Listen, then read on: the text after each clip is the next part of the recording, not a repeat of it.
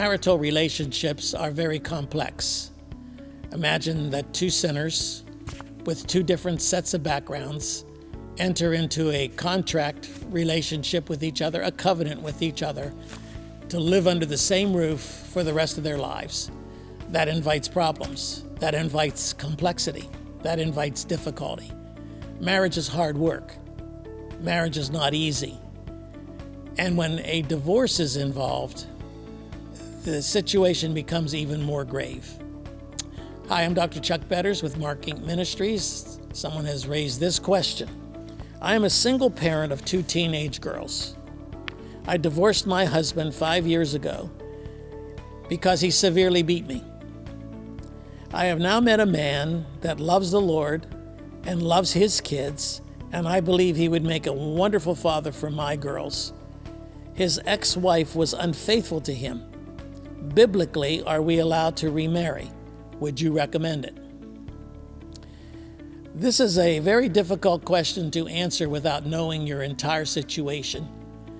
Obviously, when you married the first time, you married the wrong man. Obviously, when he married the first time, he married the wrong woman. So neither one of you have a good track record when it comes to selecting a mate. And so my first caution to you would be go very, very slowly.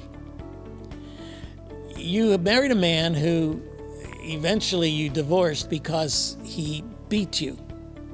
Now that brings a lot of baggage into the marriage. You bring your understanding of how a man treats his wife based upon what you were treated like by the man who beat you. He brings into the marriage a complex relationship with his wife who cheated on him. So he knows about how a woman treats a man the wrong way.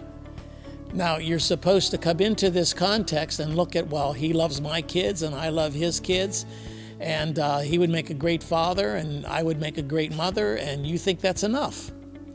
And that's not nearly enough to enter into a marriage contract or a covenant relationship with each other.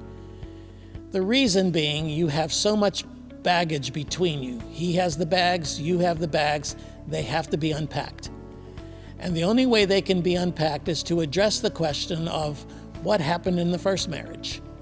Why did things go south in the first marriage? How could I have misread the man I loved, the man I said I loved, who ends up beating me? How could I have loved a woman who eventually would cheat on me? Why did she cheat on him?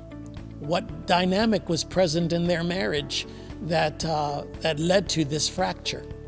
The same thing can be said of your marriage. So there is so much fracture, so much pain that both of you bring into this context, that to subject your children to a covenantal relationship for the rest of your lives with people you probably do not know very well is not the wisest thing to do. Now, having said that, you do have biblical grounds to remarry, because the scripture allows desertion and adultery as the two bases for having or securing a divorce.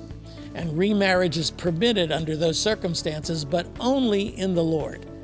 In other words, only according to God's will. So I would proceed very, very slowly. I would get a lot of counsel. I would try to unpack your bags, have him unpack his bags. You should do it both. You should both do it in front of each other, through counseling, through someone wise, a pastor or a marriage counselor, to help you to understand exactly what you're getting into. Because now the relationship is even more complex than your first marriage. You have children, he has children. That raises the whole discussion to a brand new level, because when you marry him, you marry his family. When he marries you, he marries your family. So questions about the discipline of the kids. Second marriages are very difficult.